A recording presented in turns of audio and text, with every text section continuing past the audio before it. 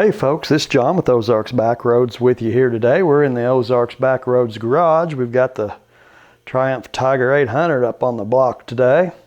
We're going to do a little modification on it and see if we like it. We may not like it and have to go backwards, but we're going to give it a try. I've got a set of sprockets I'm going to change out on this. They're JT sprockets. Pretty much all I use is JT. We're going to gear it up a little bit and see if we can help it on the highway, drop the RPM a little bit, and then we'll take it for a ride in the woods and see what it does to the bottom end. So, may not be what I want at all, but we'll just have to try it and see.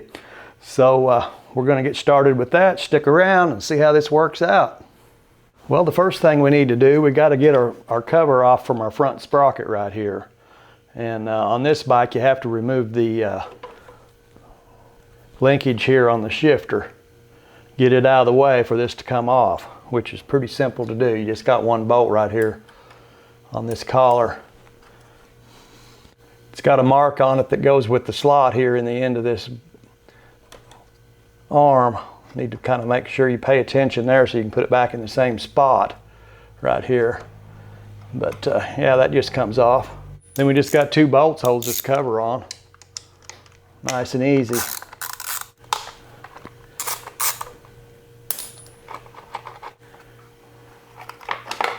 In order to get this sprocket off here, we got to remove this nut. There's a washer behind this, and they folded over one portion of the washer and peened it down on the nut after they torqued the nut up, use it as a retainer. So we've got to unfold it and drive that back and straighten it up before that nut's going to come off. So we'll kind of drive this under here. Go ahead and drive it back up. When we reinstall this, we'll do this on a different side. We won't use the same space on the washer. All right, now we need to get a socket on here and see if we can bust this loose. Let's buzz this off of here. Pretty easy. This nut doesn't torque as tight as a lot of them. I think it's only like 60 foot-pounds or something, 64 foot-pounds. So we got that off. All right, well now we need to loosen up the rear axle and slide that all the way forward. See if we can get the chain off the rear sprocket, and then we can get this off. I'm going to go ahead and loosen the nut up here on this rear axle. So we'll loosen these adjusters off. Screw these all the way in so I can slide my axle all the way forward, and that'll allow me to get the chain off the rear sprocket here. I've loosened the adjusters on both sides, slid my wheel the rear wheel all the way forward here in the axle. I went ahead and removed the brake caliper off the two pins and pulled the caliper off the other side, get it out of the way. We should be able to just take this chain, slip it off the rear sprocket like that, and then up here on the front we should be able to weasel that off of there. And you'll notice this is a rubber dampened sprocket. It's marked on the outside so you can see it. That's the way most sprockets are. It'll be branded and marked, the part number, maybe the teeth like this one. On the outside when you install it, you'll be able to see it. Same on the rear. All right, let's get our new sprocket on the front, and then we'll have to pull that rear wheel off to change that sprocket on the back. We got our new sprocket here, our big 17 tooth sprocket. And that'll go on with the branding and the part number on the outside here. Let's see if we can get this on here. It's going to be difficult, they usually are. The machining's pretty tight on the splines.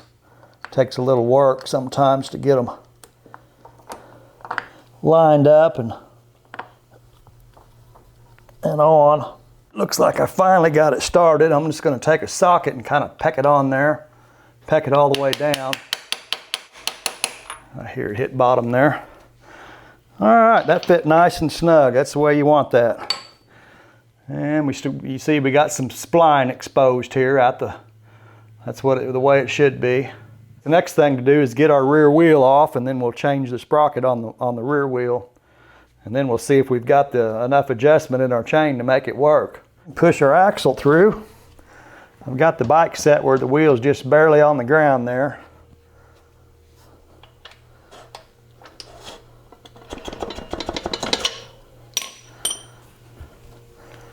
Get our axle out. Take our chain off this side here. And just roll this bad boy right out of there. We'll go ahead and get these nuts off of here. We got our sprocket off, and you see it's got a dished portion here. It's dished in. It's flat on the back. Flat side goes against the drive on the wheel. So we'll mount this flat side against the drive here on the wheel and torque these to 41 foot-pounds. Now I'm going to go ahead and torque them to 41 foot-pounds in a star pattern.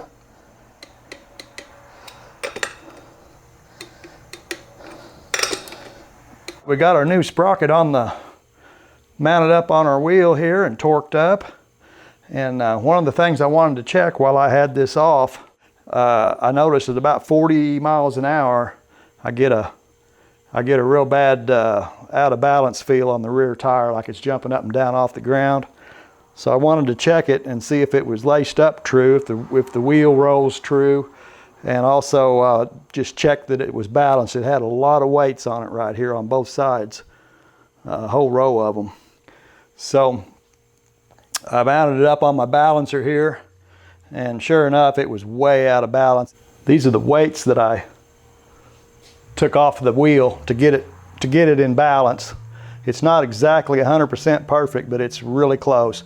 So 10, 20, 30, 40 grams of weight that it didn't need. So that may very well be my out of balance problem. So we'll see if that's any better. Who knows? Maybe it'll be worse. Get our axle slid back in place here. And our wheel all the way forward. We got plenty of adjustment here. It's farther back than it was. The axle slid farther back a little bit.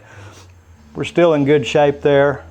I got my wheel adjusted up. My adjusters ran out. I'm using my Motion Pro tool here, clamped onto my sprocket, checking my alignment all the way up. The side of the chain is straight all the way up to the front sprocket, so we're good there. We'll go ahead and run this down to 81 foot-pounds.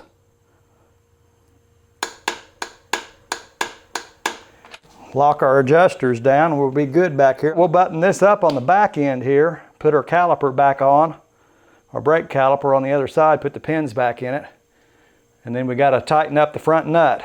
Move on to the front sprocket here. We'll put our washer back on.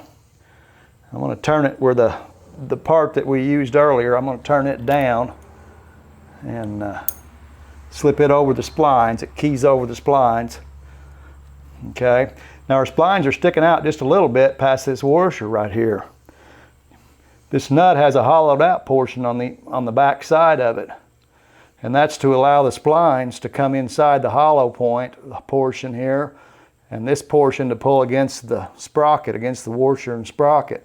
So it's important when you put your nut back on to be sure the hollow side goes in. If I was to put the flat side in, it would just pull down and hit the end of these splines, and it never would clamp my sprocket down. It'd still be loose on the shaft. So the hollow side of the nut goes against the sprocket. It's time to tighten up our sprocket here. I've got my torque wrench set to 61 foot-pounds, what the spec calls for. It's not good to turn our motor backwards trying to torque this, and the compression on the engine isn't going to hold it. So I'm going to get on the bike, hold the rear brake with my right foot, and see if I can pull this down with my left hand here to 61 pounds. Let's see how this goes. We got it, 61 pounds. Whoo, doggies. We got our nut torqued down. Now we need to peen it over, peen our washer back over down on top of this to hold it. We'll just kind of work this down. There we go. Got the right tool on it there.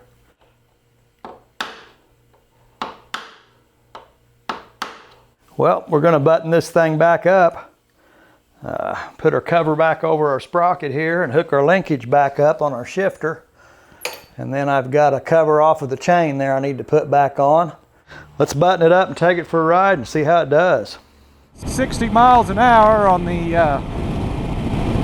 GPS, 62 mile an hour on the GPS. We're running about 4,000 RPM, and it was running about 4,500 at 60, so that's a big difference. That's quite a bit of drop. This is much more relaxed here at 65. It's just barely over 4,000. Well, that's pretty good compared to what we started with. We'll have to try some crawling around on some trails and stuff and see how it does. Just playing with it in the yard earlier, I think it's going to be fine. I can't tell that much difference in first gear. You know, taking off with the clutch and whatnot, it doesn't feel that much different. So I think it'll be fine. But yeah, we've knocked the RPM down about almost 500 RPM. Well, folks, I appreciate you hanging out with me today and installing some sprockets on the Triumph Tiger 800 here. We got a much more relaxed cruising RPM now. I'm going to be happy with this, and I don't believe from what I can tell, first gear is going to be fine crawling around. I can't tell much difference with it. We've got some stuff coming up. We're going to go do a little camping with the Tiger 800, spend some weekends down on the river and the lakes here in the Ozarks. We got some cool weather coming in, so it's time to start thinking about that. Invite you all to come back, and until I catch up with you again, you all take care of yourselves, and we'll catch you later.